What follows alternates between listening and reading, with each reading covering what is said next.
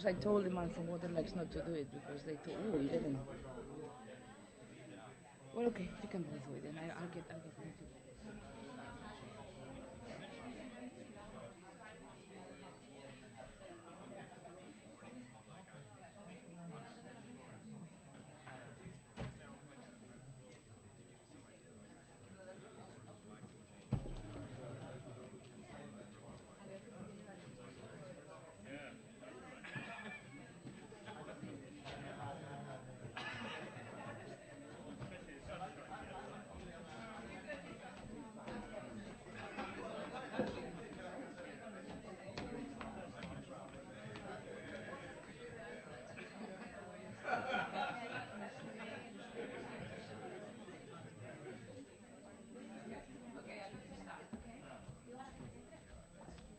Sí, sí, ya lo están diciendo. Okay. Now, even more interesting. Everybody's talking about financing. So the problems of technology are, where is the financing? Where are the incentives? So now it is my pleasure to introduce you to Hannah Leckie from the OECD, and she's going to moderate this session, and I understand you're going to introduce your panelists as well. Thank you. Go ahead. Thank you, Josefina. Buenos dias. Good morning, everybody. This session is about sharing what we learnt yesterday on the implementation of financing and economic instruments to achieve the SDG on water. As was mentioned on Thursday, the World Economic Forum 2015 Global Risk Report rates water crises as the greatest risk facing the world in the next 10 years and beyond. The economic instruments are already well known. We know the scale of investment required is substantial and that the sector fails to attract finances to meet policy objectives. So why are economic instruments not delivering? The critical thing is implementation. I heard yesterday some interesting discussions on the development of blue bonds, water stewardship, certification, risk assessment, and the importance of having a combination of economic instruments to raise revenue. The purpose of this session is to wrap up what we learnt yesterday from each of the panellists and draw on from some of their own experiences. We'll have just over 1 hour for this session. Each panellist will have a maximum of 10 minutes, and then we'll open up the floor for question and answer. So Mr. Jack Moss, you're up first. I understand you've got a presentation. And Jack is representing the business sector. Good morning, everybody, and excuses for apparently cheating. I understood that I was to do this with a PowerPoint, and apparently I wasn't. But as I put graphics in it, I'm going to carry on with the PowerPoint. I wanted to start off with this expression: "Thou doesn't get out for nout." Now, you may not understand that, so let me translate it. It comes from old-fashioned English, and it can be said, you don't get anything for nothing. Or you get only what you pay for. Or free is an illusion. Or when you're talking about revenue, 3 times no revenue is still nothing. If you're looking at the multiplier for a pricing system, for example, if you're only playing with the numbers after the decimal point, you're going to be ending up with erosion. So, if we want sustainable water services, and I will insist on that word services, we do have to pay for them. And that is a very important message indeed. What we learnt yesterday is that actually the costs of not are extremely high. Not having the water you want, of the quality you want, where you want it, when you want it, is very expensive, particularly for business. And we heard a case that the person said he didn't want to have disclosed, where a company was having to pay not only for its water, but actually having to pay a public official to be employed in order that the system would work at all for him. That was very expensive. So failure of public provision results in very high costs for business and for people. And we heard also that business recognise the importance of pricing and want to see water priced sustainably. Now, in all the discussion I heard yesterday, particularly when we were talking about pricing, it was a terribly theoretical discussion. Water was being talked about all the time, but what water were we talking about? It was too vague, too general, too philosophical, too abstract. So we need to recognize, and the comment made just before the break, water is free. Let's accept that. It's the services that people need to encourage the water to do what it wants that costs. Now, this is a diagram I've used lots of times in the past, and I hope it gets the message across. There is a largely unsustainable system around the world at the moment where the costs exceed the revenues, and because of that, the service is lousy, and therefore the perception of the value of the service is very low. The challenge is to get to a situation where the costs and the revenues are balanced so that the service is good, so that the people who are wanting those services believe they're getting the value they deserve. Now, I'm not going to spend a long time on this diagram. You'll find it in the public space. I've used it for a long time. It shows how the vicious circle of under-recovery, under-pricing, under-performance builds on itself and gives us an unsatisfactory situation. So in the financing of water, water services, we have to try and find ways of reversing that trend. Now, some of the things we talked about yesterday were very sophisticated instruments to try and deal with a poorly defined problem. There were some wonderfully clever ideas. The work behind the green bonds and so on that was just mentioned was excellent, but it was too diffuse. It wasn't looking at a specific problem. So we do need to think how we're going to overcome that. A very strong message for the SDG process going forward was some of the processes that are being used to develop methodology for precise measurement and the quality of data, which we already heard about. We've heard this expression, what you treasure, you will measure. We need to treasure water. We need, therefore, to measure it and deliver our results. We learnt that there's lots of money around. There is a lot of money around, but it doesn't come to water because the projects are not sound. The business case is not properly worked out. The business case doesn't stack up. And we heard a very nice expression in one of our sessions yesterday that a real success factor, a thing that's gone well with the example of a private company, is the concept of TOTEX, managing together the capital and the operating financial dimension. Now, we also heard several times this idea of the 3 T's. The more I think about it, I think it should be 2.5 T's, because, as you will see there, long-term financial stability is essential. That can really only come from the users of the services themselves through a combination of tariffs and taxes. And in the long term, that is going to be sustainable. Transfers from whatever source, are they sustainable? Are they ever going to be sufficient? I doubt it. We talked yesterday about perverse effects of donor funding, of subsidies, and so on. And yet, there is a huge need to inject, in many projects, upfront money. The curve of requirement of money in water projects is obviously a great big lump at the beginning and a very long tail. If you tried to price the service only on the lump, you wouldn't ever get anywhere. So we do need things to help smooth the lump. And the 3rd T, the half T, has been traditionally one way of doing that, and on the first day the Koreans explained that to us. But there may also be different ways that we could do that, and the concessional financing that was talked about in Jamaica could be an alternative solution, a good way of getting a halfway house. The use of bonds might also work in that way. The one that is least likely to work, but will work where the two first T's are operating effectively, is commercial loans. So there are ways out of this problem. Now, the other things we talked about, and has come up already this morning, is the willingness to charge.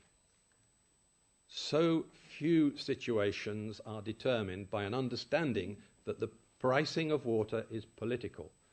It's set by the politicians. So how do we persuade a politician to focus on T1 and T2 and recognize that these must cover the real long-term costs? That's difficult. You know, they always want it to be done in somebody else's mandate, not in theirs.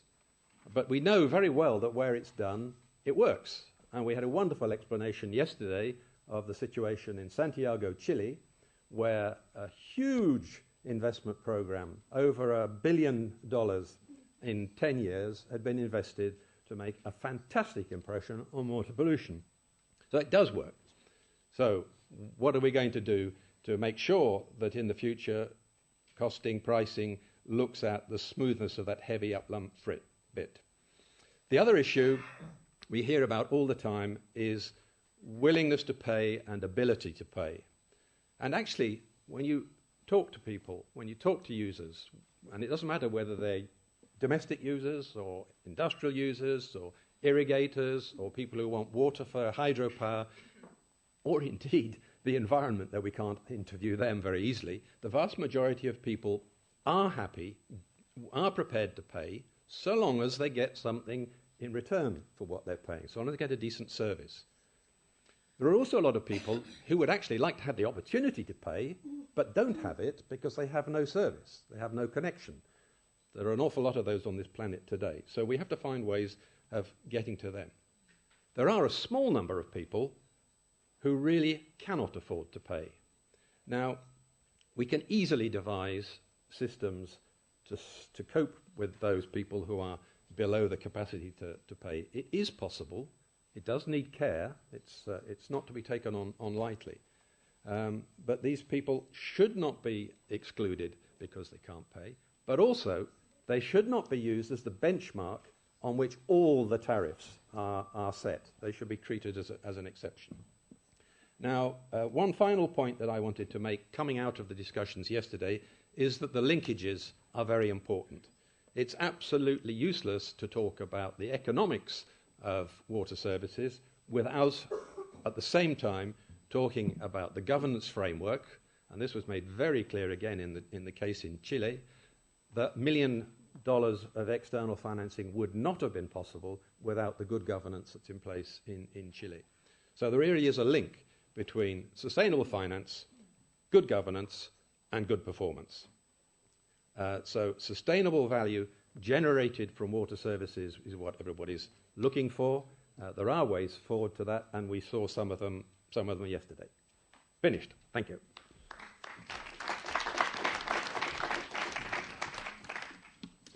Thank you, Jack. I liked your reference there to the importance of value perception, which increases the willingness to pay, and what you treasure, you measure. So now we will hear from Dr. Niels Vlanderen, who is representing the government sector. So thank you, Hannah. Let me start with some introductory remark, which the picture I got from the different session is that there is a clear call for new water infrastructure and the protection and rehabilitation, operation and maintenance of existing infrastructure. But also what you said in your introduction remark, that the scale of investments required to securing sustainable water for all will be substantial. When I looked to all the notes, I realized we talk about many different types of finance. So I think we have to define what to finance. Is it water and sanitation? Is it water quality, green infrastructure, water storage, disaster preparedness, or flood protection? So I think that's an important point. What are we talking about? And what I also noticed that we had the last day a bit biased discussion. Yeah. A lot has been said about water and sanitation, a bit about risk, but I didn't hear a lot about, for instance, water quality. When we look On the implementation challenges, we focus a bit on the water and sanitation. From the government session, one of the points brought up was that the urban poor are willing to have adequate toilet facilities and drinking water in their households, but they don't have access to the finance. Piecewise water policies, short-term visions, legal insecurity, etc., are all institutional barriers, which should be looked upon. And these institutional barriers to mobilize the funds and to reduce the opportunity of cost of the financial resources required for water development. Public participation was brought forward as important to raise awareness and make people responsible and willing to contribute to finance water services and to accept properly designed water prices, particularly when you raise tariffs. Financing is essential in the realization of the human right to safe drinking water and sanitation. And we have to realize that 77% of the countries indicate that available finance is insufficient to reach the targets for sanitation. So there is well, I think it's also a part of our global governance we should touch upon. A final point on our challenges. Private sector participation can help and bridge the financial gap, the investment gap, but the sustainable business models that are required to assess the best combination of the 3 T's. Well, Jack talked about 2.5, so we can discuss on that later on. But it's also important to attract and pay back the investments and the investors. There were some examples given of tools or more or less handbooks where you can look upon, but I think, I don't know, there are a lot of them were project-based, so there is not a general tool to solve all our types of investments in water infrastructure and other services. So I can make a list, but I think it's not. This is not a point to bring you all this information. But I think it's important that, again, to the first point which I made, is that we have to define where we're talking about what to finance, and then say, okay, what are the tools which are available for that type of finance? There were some discussions about obstacles. The first point there was that there was some question: could it work when you raise revenues for local governments? So sometimes, well, it was questioned that it is a good driver to increase the revenues for local governments. So there were some questions about that. Another point which was made was the willingness to pay for water services depends on the perception that water fees are positively correlated with a better service, also a point which Jack already mentioned, and also connected to higher water services, so water security, sorry. It was said that if water is being cheap, there will be few incentives to build and maintain the water provision, the water infrastructures, and this poses challenges for the poor as to access to water may be unsustainable. But also to rich countries where low prices mean low incentive for innovation and for the upgrade of infrastructure. In conclusion, there are many obstacles to raising the finances for the water targets when you connect it to the water and sanitation. To the SDGs. But it was mentioned that what is very important is a very important obstacle is the lack of a political will and prioritization. Some weak policies in the public sphere, political capture of public funds, and the constraints to the private sector, such as the fragmented markets and high, I read here transportation, but I think it's transaction cost. I think it's meant here. Then there was some discussion about conditions for success. It was said that better water management is pivotal in disaster risk reduction. Focusing on preparedness, mitigation, and adaptation is less costly in social and economic terms than relying on emergency responses. So invest in DRR and resilience. A risk-based approach could be helpful. And also in that respect, show the cost and benefits of inaction and compare that with the situation when you take measures. And there was a nice example of John Harding. He made an assessment that the annual cumulative cost of cyclones, tsunamis, and floods are 314 billion, I think dollars, but maybe euros or pounds. And even these figures don't include the droughts, which is a slow process, and it's not so clear to put into these figures. Another remark which was made is to go beyond the financial and project level. Economic analysis that take into account economic, social, and environmental costs and benefits. I think that's an important advice, to have the whole picture and not only the financial picture. Be transparent, and what is better managed if the value of water is taken into account. An innovative and a comprehensive monitoring and evaluation system will be needed to measure progress. Though this is not so attractive for politicians and banks to invest in, but I think it's a necessity. So my final point is the willingness to charge. It's also a point which Jack raised. We've seen an example from Brazil where they increased the tariffs and now have a cost recovery rate of 80% in the water supply and sanitation services. But it was remarked that the process to introduce these tariffs and the design are crucial. So I'll leave it at that.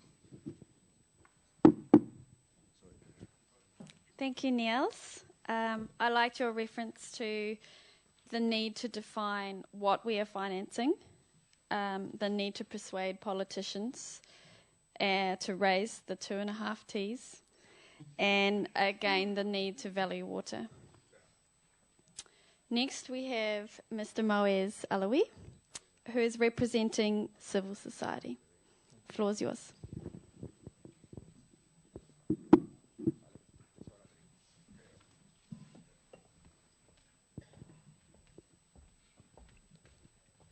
Thank you very much. Good morning. Okay. So I will report on the civil society session relating to financing and economic instruments. So first of all, civil society is aware that achieving the SDGs goals relating to the right to water and sanitation by the end of 2030 needs a global resource mobilization. Governments, international organizations, private sector, development agencies, and civil society, each of them have a role to play. Also aware that raising funds for achieving universal and equitable access to drinking water and sanitation, but also for satisfactory IWRM everywhere would not be an easy task, especially in a context of financial and economic crisis, and aware of the challenges related to good governance of the sector and denouncing the risks posed by the lack of transparency and integrity, but determined to play fully its role and exercise its rights to public participation, to have access to information, and to struggle against discrimination, especially regarding women, youth, indigenous people, and vulnerable people.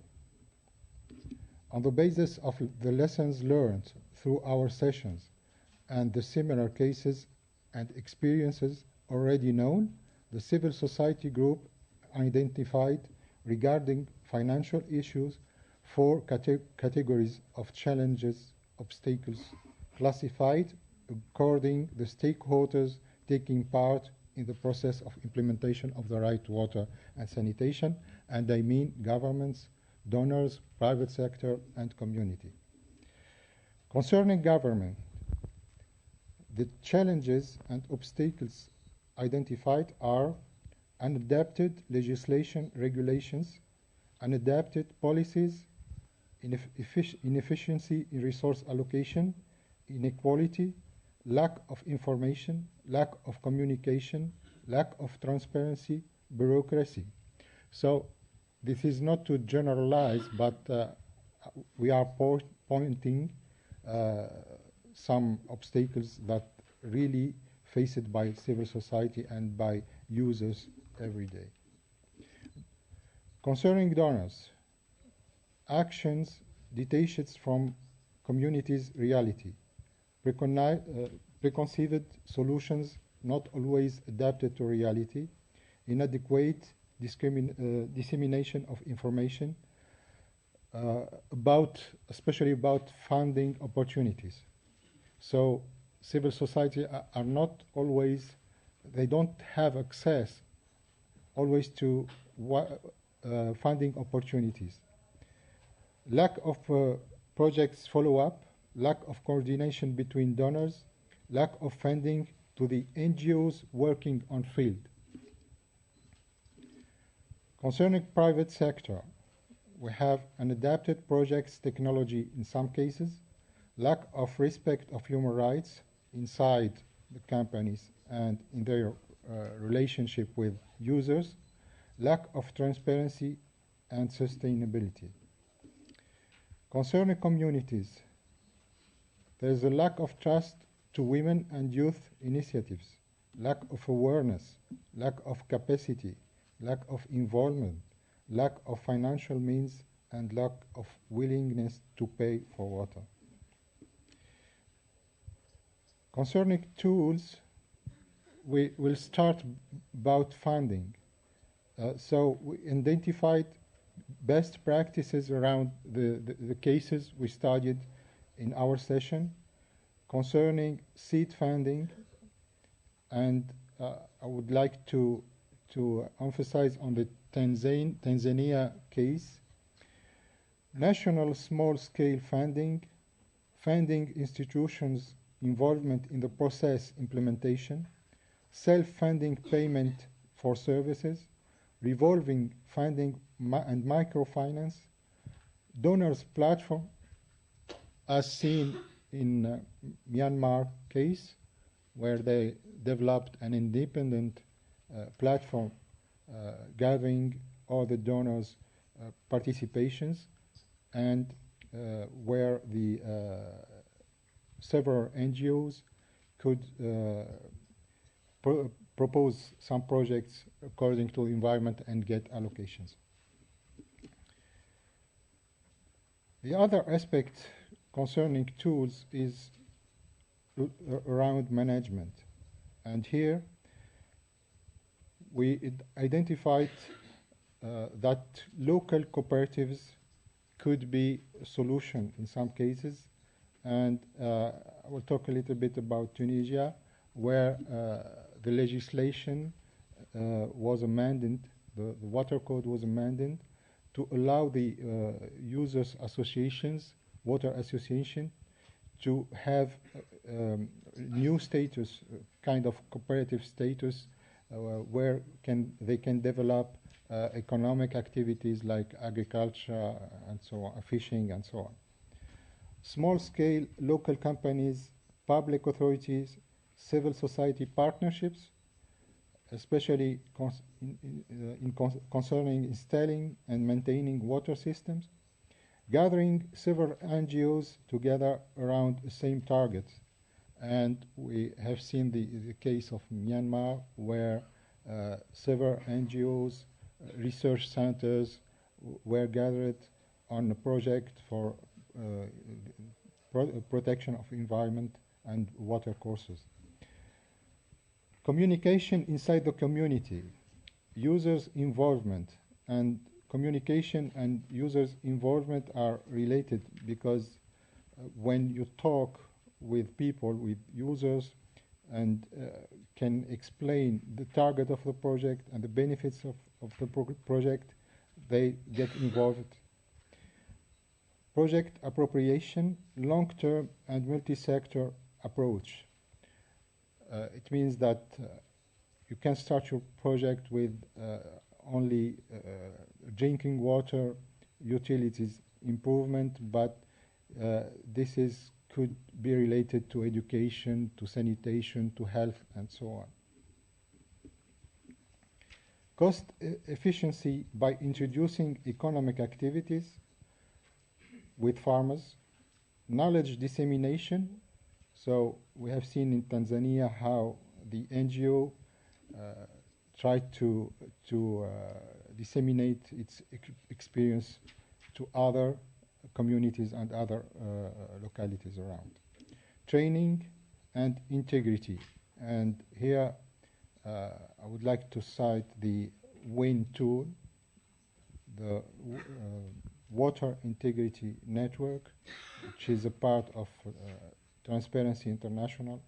They developed a tool for NGOs and water users around integrity. Concerning tools dissemination and duplication, there's a preliminary. The SDGs are not targeting only WASH objectives, but also integrated water management and water security. The majority of water courses and aquifers are transboundary.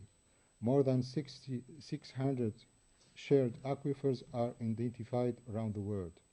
So international cooperation around the SDGs is conditioned by international cooperation and on water courses management.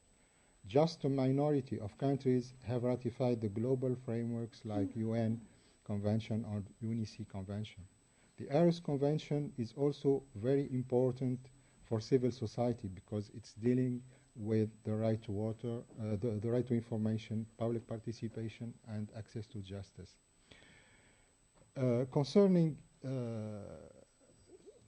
So we need that governments focus on these issues. I mean, the ratification of these legal frameworks, global legal frameworks. They establish river basin commissions and organization as preliminary to better cooperation. And thank you.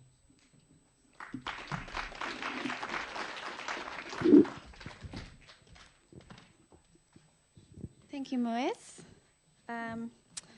I thank you for highlighting the lack of information communication, awareness and transparency, and the importance of public sector participation, international cooperation for transboundary management of shared water resources.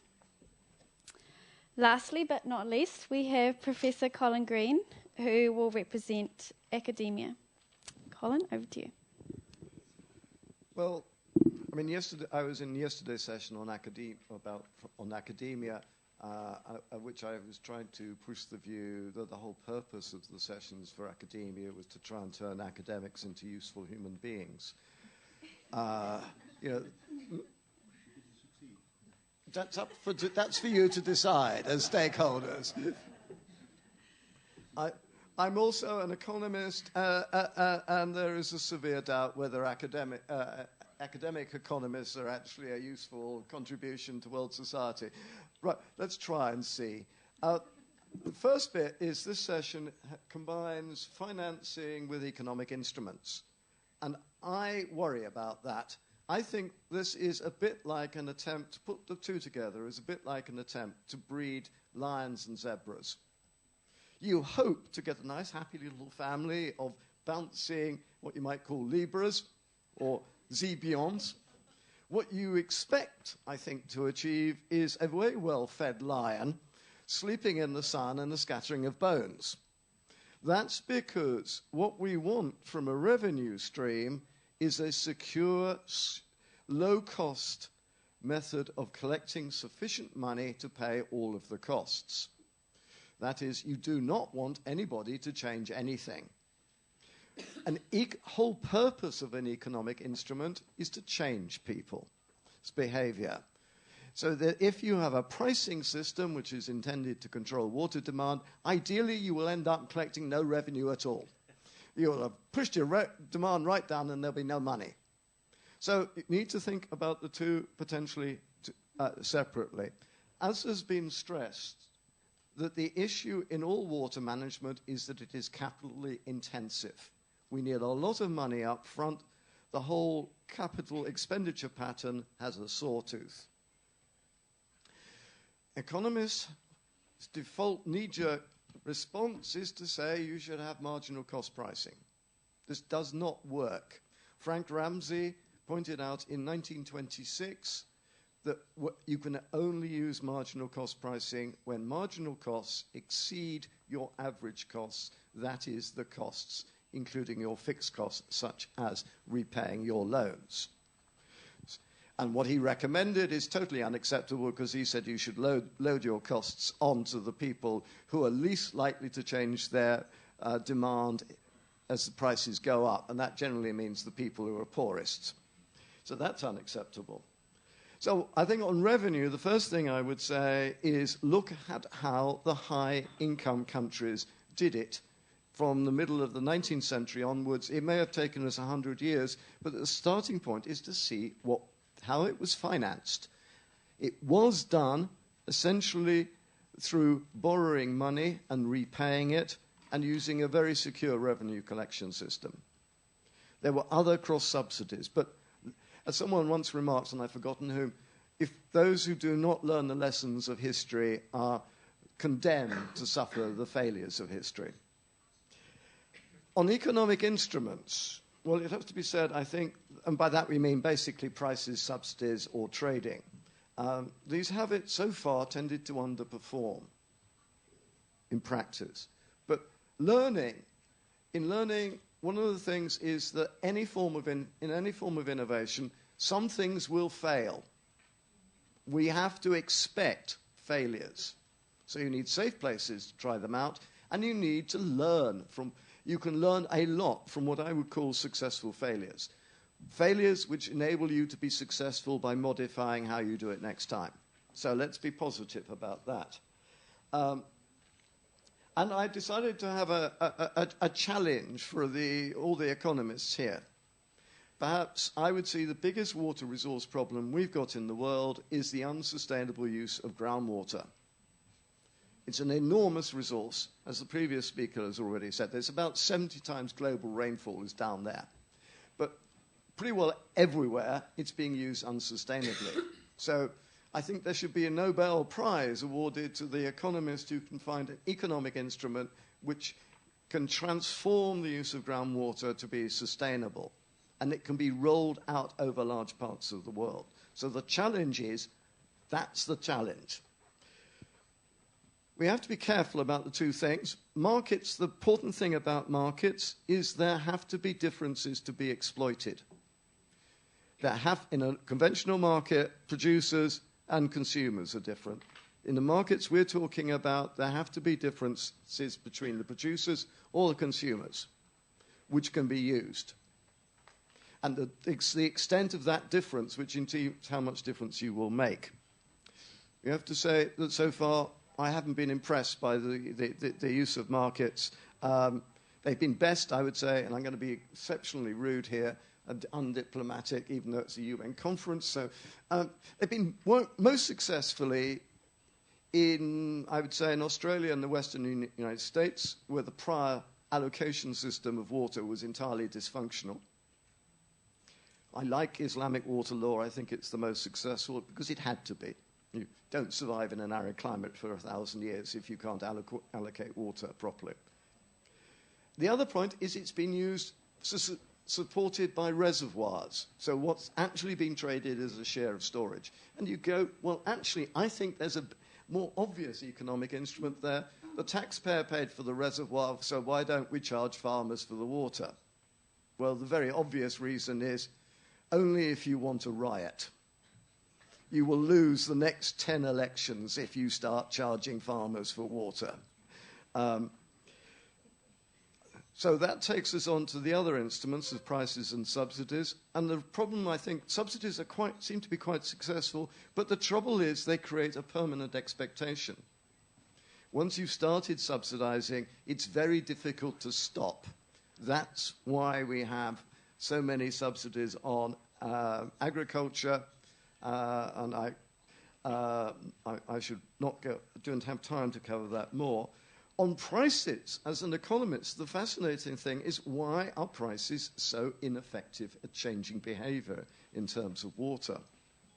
If you look at industry and commerce, all the figures are that industry and commerce could cut water consumption by 20-25%, or even higher, and increase profitability. And the reasons generally seem to be what Judith Rees found 40 years ago, looking in England, is that water costs have been too low a proportion of input costs for firms to want to spend the time and energy. They look at the big costs and neglect the small costs.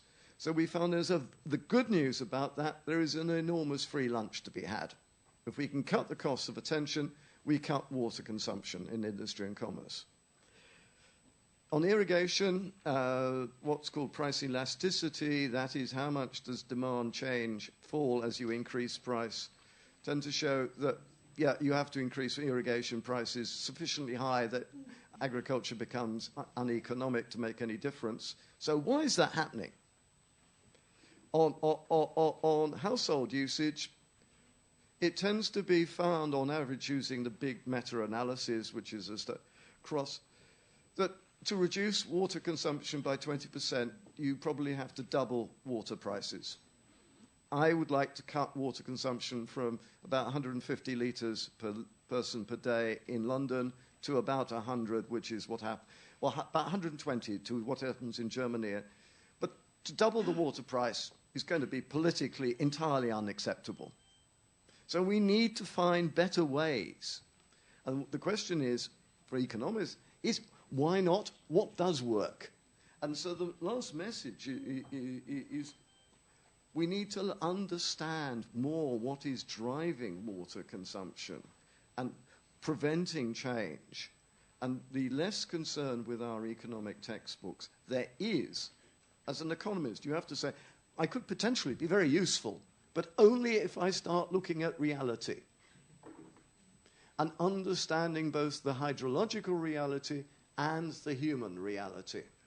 So, yes, we can make ourselves useful, but so far you have to say we've underperformed. And I will conclude there. And Hannah is going, I want a positive message. Thank you, Colin. Colin? Leave the room there. We'll be taken care of. One of the challenge I liked that you gave there was about economic instruments for sustainable use of groundwater. A challenge out there for economists. And matching the hydrological and political reality. So thank you, panellists. We now have 20 minutes or so for some questions from the audience. Do we have any first takers? Yes? Do we have a... Economics is not so successful as technology. I'm from Bolivia. I apologize for my English. The mic is not working. Here. Okay, it's working. For the panel, the role, I would like to the panel to have more opinions about the funding coming from NGOs. In the case of Latin America, many NGOs are retreating for the improvement, in my country, Bolivia, for the improvement of the economic situation of the country, and lack of funding of NGOs, and also for some problems with the governments. Not many NGOs fulfill the government objectives, and even if the cooperation is working in alignment, not many NGOs work in alignment. I have the case of a small municipality of 20,000 inhabitants, and we had 18 NGOs working in the municipality plus the UN agencies. So I wonder how the NGOs could work more in alignment with government objectives and the SDGs.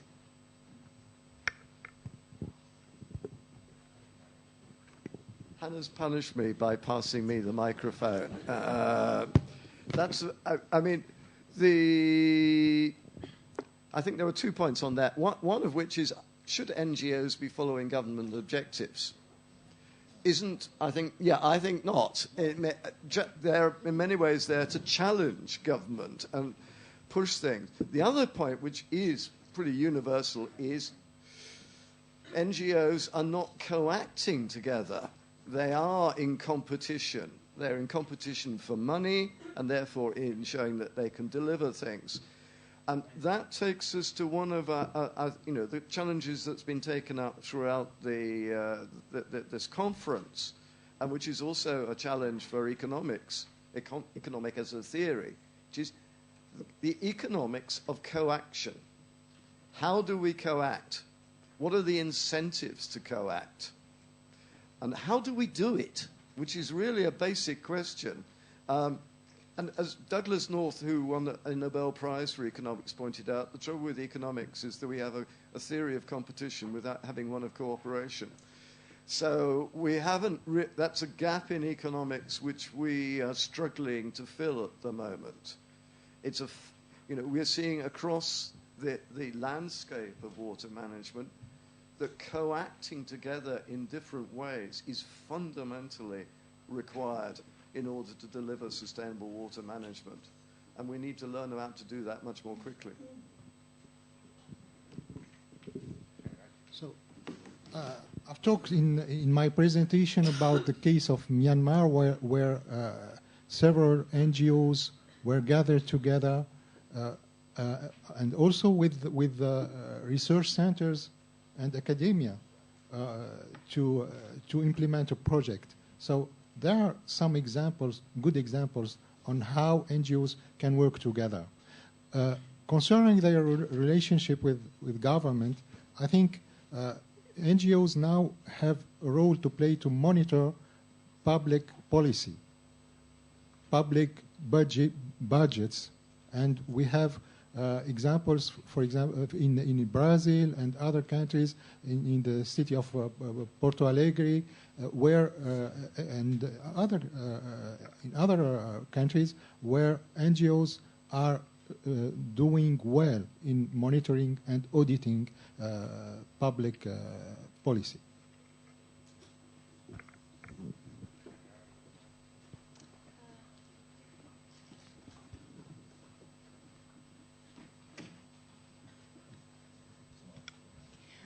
I'd like to continue a bit on the conversation looking to the academic, business, and government on this theme of co-acting. And first off, I'd like to challenge the impression that NGOs' role is to challenge government. There's at least 700 plus NGOs that our organization is directly connected with that are on the ground implementing and reaching the most vulnerable at very low cost, and that is directly aligned with what the government direction is in their countries. And my question for the the business, government, and academic is whether in your sessions anything came up that directly responds to one of the key messages that I heard out of the civil society group, is that the financing needs to be in such a way that it's sufficient to meet the targets and is allocated to address the inequities and the sustainability of services, and that there is an opportunity by looking at small-scale technologies and self-supply to be able to implement on less dollars and operate, and that the operation and maintenance can be sort of for the long haul by not trying to implement large-scale infrastructure, but to be doing more of the self-supply so we can do more with less.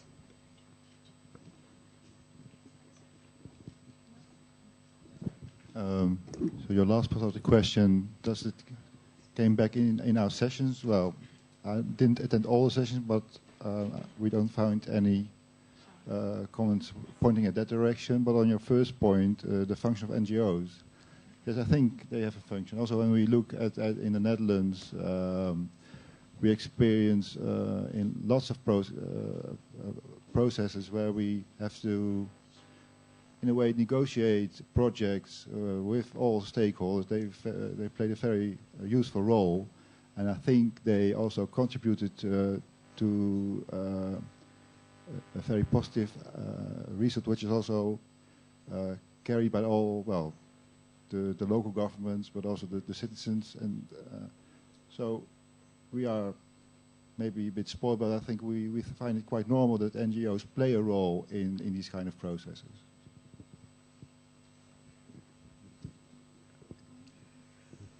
I suppose my view on that is yes and no. We need to be acting together in the same direction. But the bad experience we've had in the UK is where government is increasingly funding civil society to deliver services that used to be delivered by the state, is that the civil society loses its independence. It's scared of challenging government because government says, if you say anything nasty, we'll take your funding away.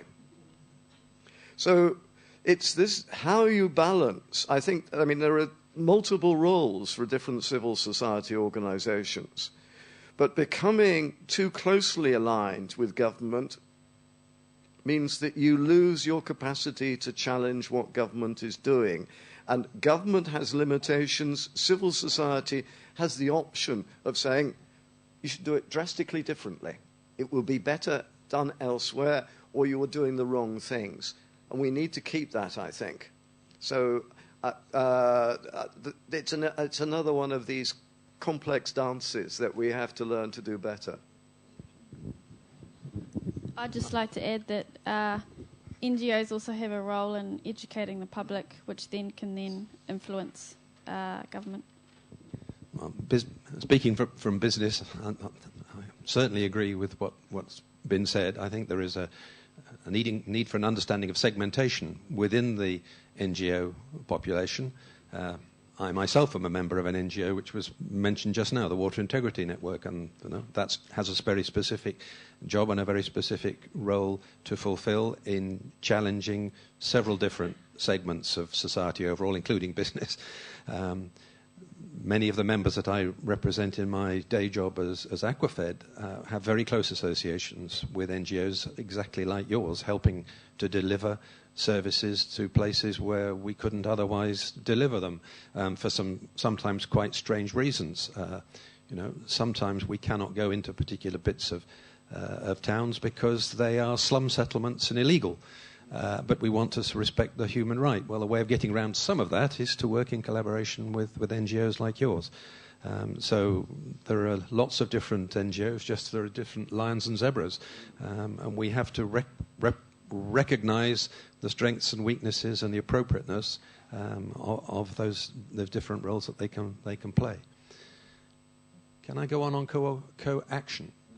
Because I think actually water is a wonderful case where co-action is absolutely essential and totally misunderstood, and the question from Bolivia really stimulated that for me.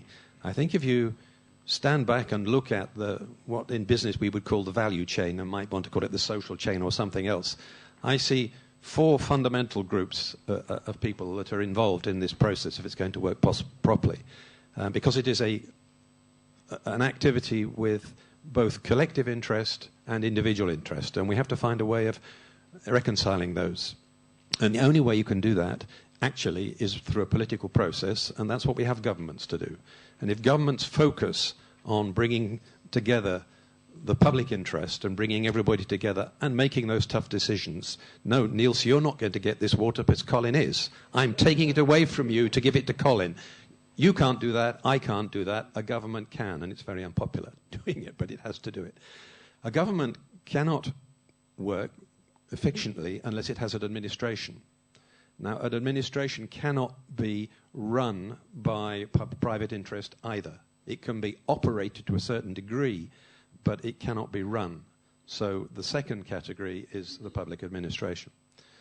The third category in water and service or irrigation is what I call the industrial activity of delivery. And this is where we often get into all sorts of stupid arguments, but it's an industrial process, and it doesn't really matter who delivers that process, public, private, NGO, mixture, so long as it is focusing on being an industrial activity.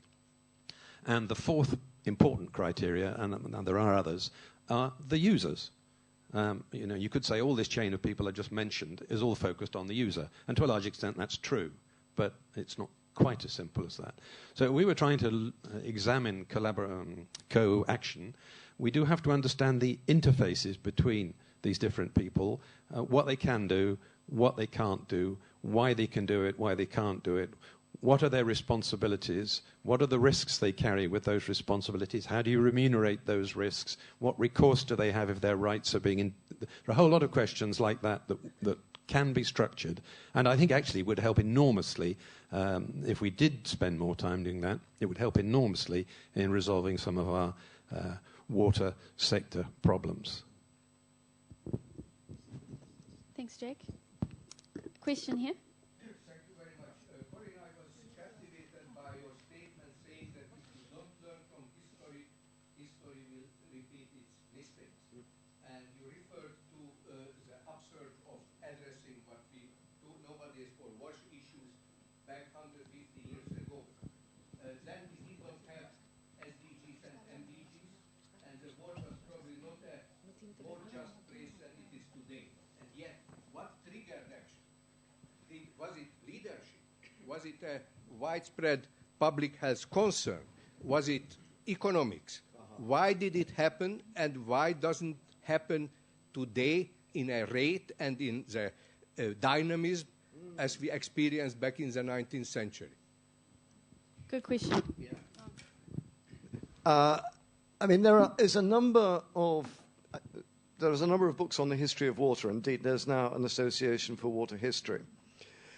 The only bit I can really remember, although I have a pile of these, is what happened in the UK. And there you have, the first thing that, if you like, what really drove it was cholera. Cholera suddenly became much more virulent and spread across Europe. There was a misunderstanding about, at that stage, the understanding of chemistry and biology was wrong, that people believed that cholera was being spread by the smell. But there was a push to say we must stop people dying, we need water supply, and we need sanitation. And yes, there were leaders. There was a whole so-called sanitarian movement, which was fundamentally an NGO. It pushed it.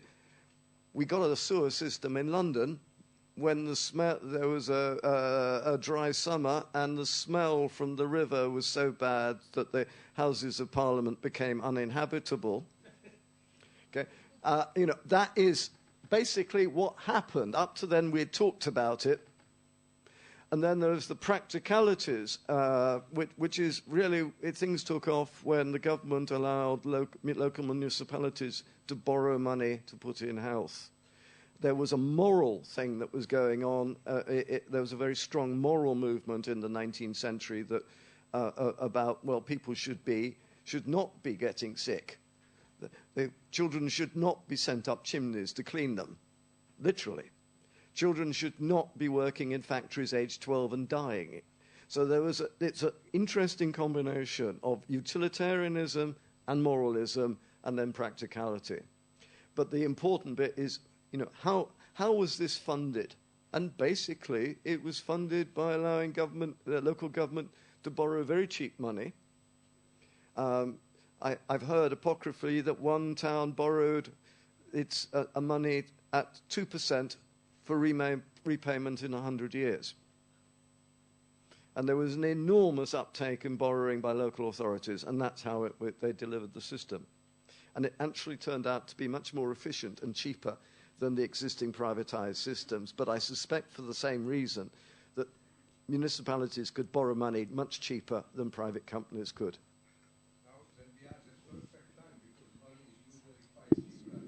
Yes, indeed. Yes. But you do. Sorry. I mean, I understand that I didn't go to the sessions that were about the bonds, but I mean, I know that one of the things that's been tried in India is the creation of municipal bond markets. One of the economic arguments is whether there's too much savings in the world or too little. Is there so much money it's chasing silly things? Or is there too little so it's scarce? But there, if you like, fundamentally about revenue, it's about increasing and mobilizing savings. So we should be looking at maximizing the amount of capital that can be made available, which fits the type of investments that you have in water. Water is ideally low risk and therefore low return, and therefore you don't want people who want very high returns investing in water. But the people like pension funds, yes, they want a secure return over the long period. Perhaps Jack wants to come in on that? He doesn't really. No, well, I want to give a coherent answer to it. I'd actually, I think it's partly related to this, but I'd like to step back a little bit. You and Niels both, and I, in my little introduction, all came back to the question, well, what are we actually trying to do, and what are we actually trying to finance, and what ways are we trying to affect behavior?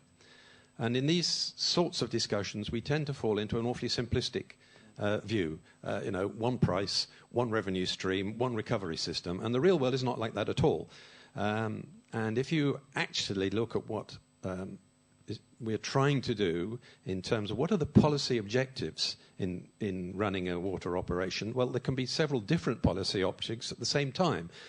Like we want universal coverage. We want reasonable prices. We want people not to waste water. Well, actually, the same instrument won't do each of those all. So we need a much more sophisticated system of pricing than just a volume-related price or just a fixed tariff or whatever.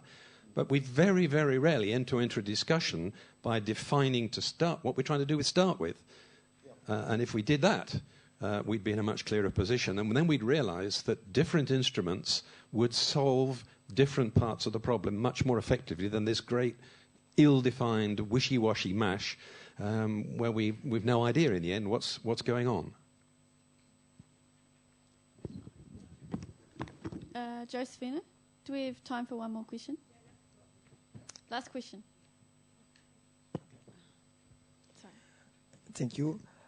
Yesterday in civil society meeting sessions, we have realized that water challenges are not necessarily but is generation challenges. So we need a cooperation between each generation to have a sustainability result in water issue. In financing related, do you take in account this kind of aspect? For example, financing, take in account youth involvement and women involvement. If not, for me, I think that when we want to sign some convention with a government of or social civility, civil society, please, you must take in account this aspect in financing issue in the project. Project took in account youth or women if you want to have sustainability.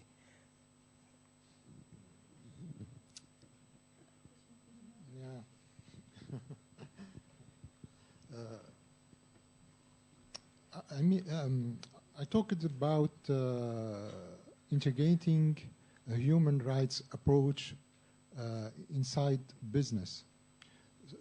Now we don't have really an international binding instrument on that, but we have several recommendations and resolutions pushing for companies, national and multinational companies, to adapt a human rights approach inside their business. And when we talk about human rights, We talk also about non-discrimination. And one of the groups more affected by discrimination are women. So I think now companies have to comply with these recommendation, with CSR and so on. Of course, women, youth, and minorities, indigenous people, and so on, should be integrated in this scheme.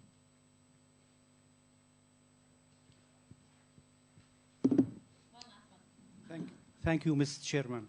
My question to Mr. Moaz Alawi about in his presentation a lot of lag. So who will fill this gap?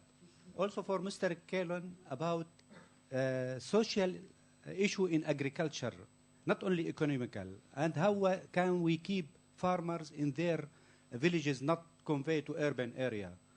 How can we support them to keep them employee in agriculture sector? Thank you. Thank you.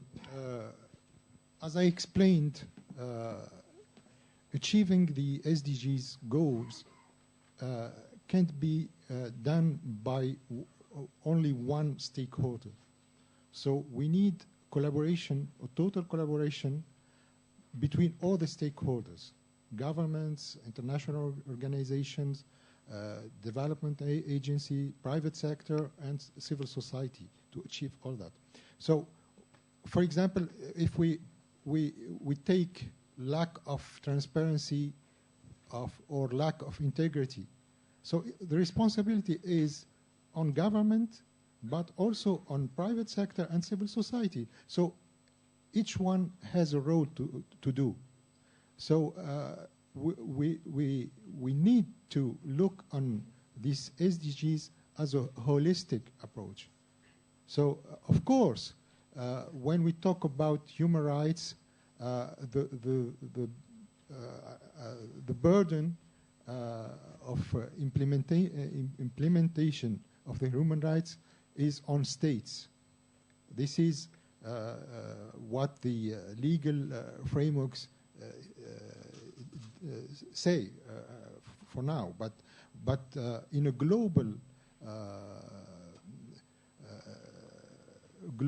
approach, we need that each stakeholder collaborate on that.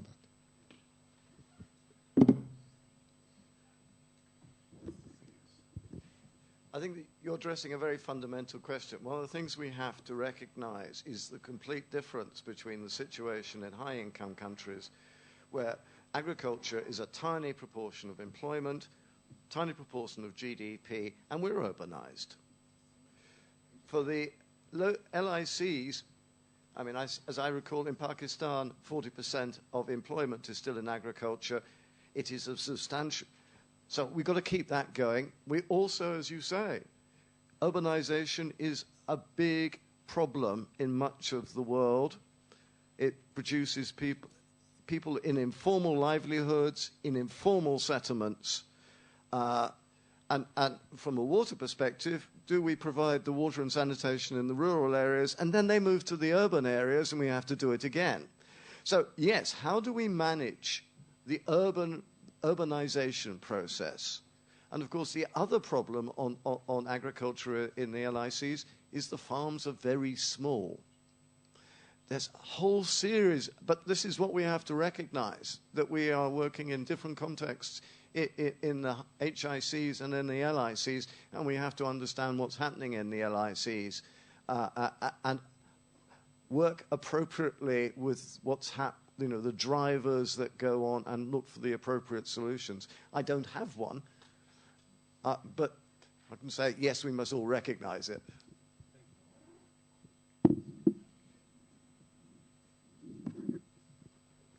Thank you, Colin. Thank you, panelists. I won't try and capture all of what has been said, except just to say we should not waste a good crisis, whether it's a water crisis or a financial crisis. Also, I would just like to wrap up by saying I've heard quite a lot about the opportunities to raise funds, but not much about the opportunities to reduce costs. For example, the removal of harmful subsidies, which can generate undue costs. There are opportunities to reduce costs and water security risks with demand management. And there are opportunities to make better use of existing infrastructures before new ones are built in both developed and developing countries.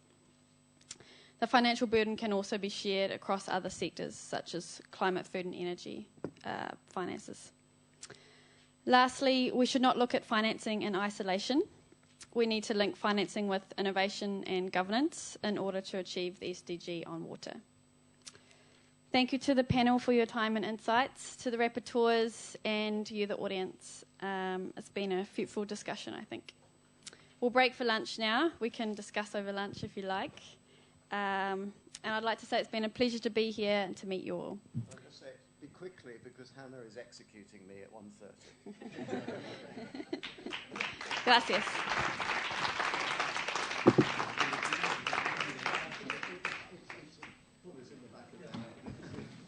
Okay, so we are off for lunch, so we are coming back at 2. Don't forget that this session is being webcasted, and it will be posted in our web page so that it can be seen forever and ever. So, just for your information.